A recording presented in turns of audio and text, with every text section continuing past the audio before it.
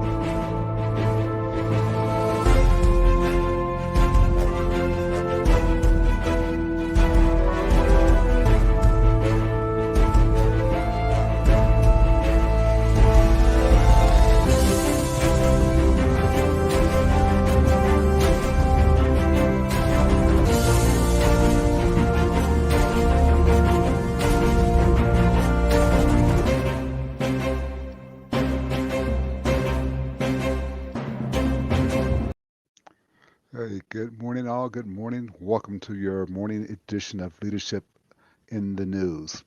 My name is Glenn Daniels, and I'm your COO of Touchstone Publishers, and I'm going to welcome you very much to today's topic, which is going to be communication principles.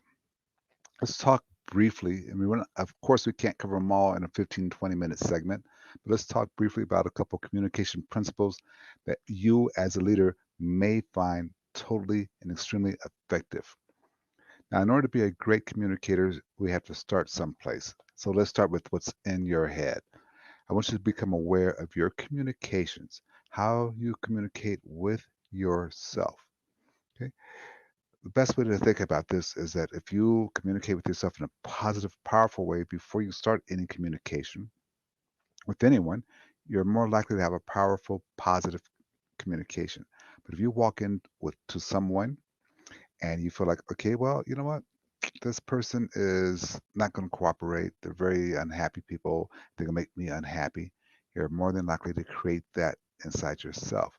So I'm going to ask you to think about asking better questions. Okay, ask better questions. When you can start doing that, I think you'll find a world of a difference in what is taking place for you.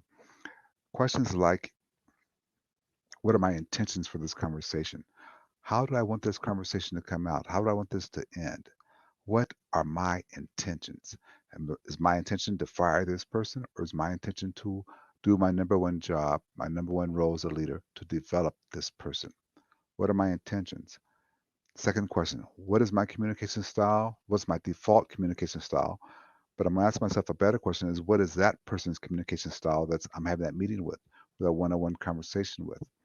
What is their communication style so I can better communicate to them in the language and the way they need to hear it? What is their communication style? Better question to ask yourself. And question that some people don't think about, how do you feel? How do you feel right now? If you're tired and you identify that, that might help you shape your conversation a little bit better.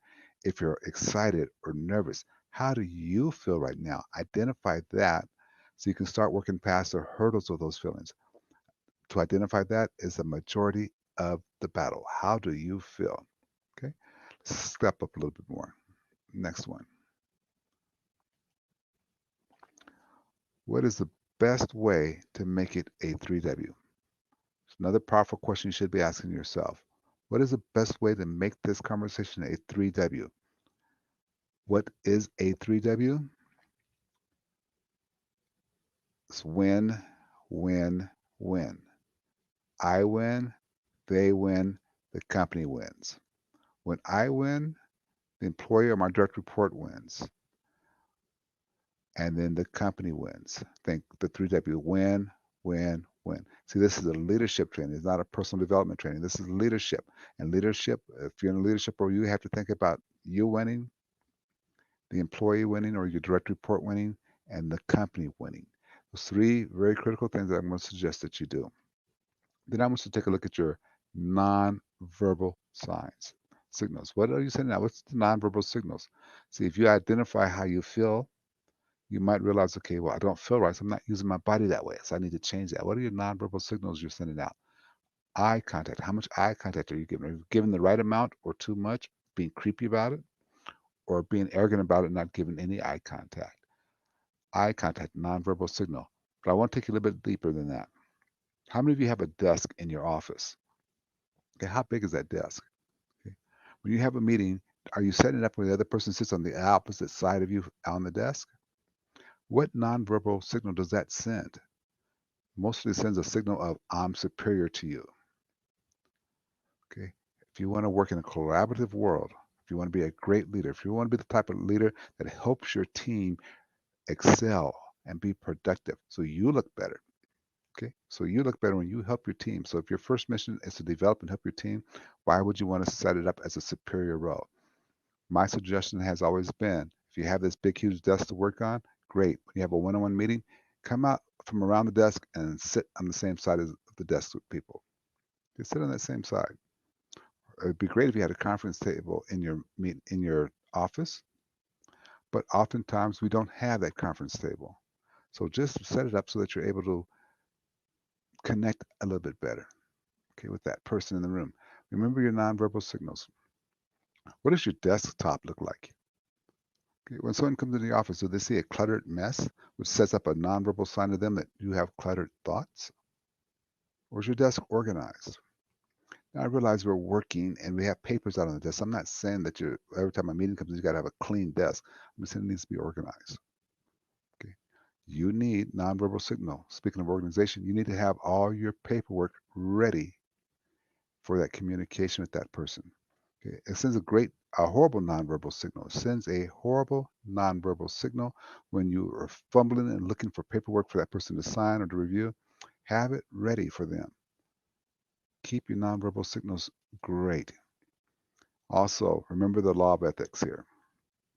This is very important in your conversation. Once you break the law of ethics, you will not be congruent in your message. Okay, the law of ethics is very important, and two areas for the law of ethics I want to refer to right now. One, responsibility, and two, affirmations. Let us begin with responsibility. You might have heard me say this before. You are 100% responsible for only three things. You can't be responsible for everything. You cannot do it, but you are 100% responsible for three things. One, what you do. You're 100% responsible for what you do.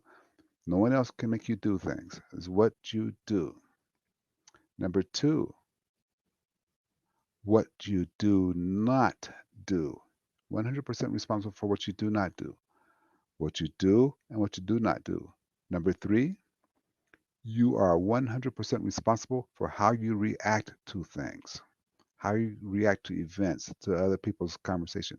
You're 100% responsible for those three things and those three things only.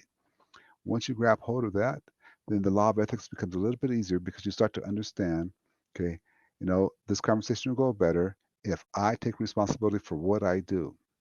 If I take responsibility for what I don't do, so in other words, for what I say and what I don't say. If I take 100% responsibility to not allow this person to get under my skin, okay? If I take 100% responsibility for those things, the conversation will go much better. Okay? Affirmations. Now, affirmations work if you do them right. Okay? Affirmations work if you do them right.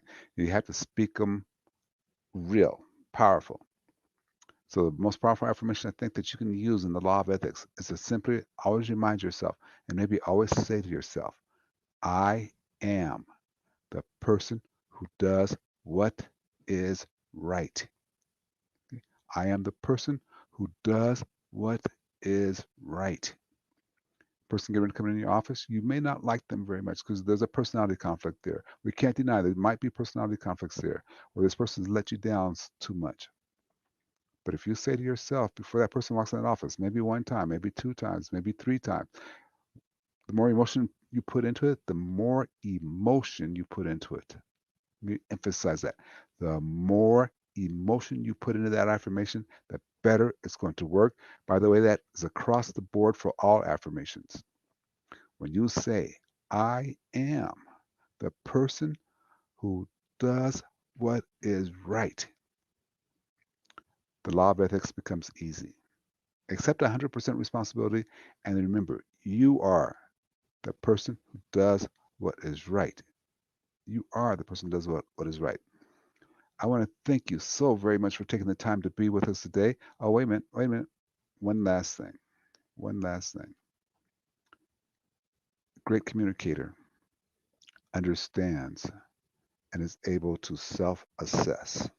Okay. They're a great communicator, is able to understand and self-assess things and see how things are shaping up for them. What is your level of self-awareness? Let me ask you, are you aware of your self-awareness? Are you aware of where you are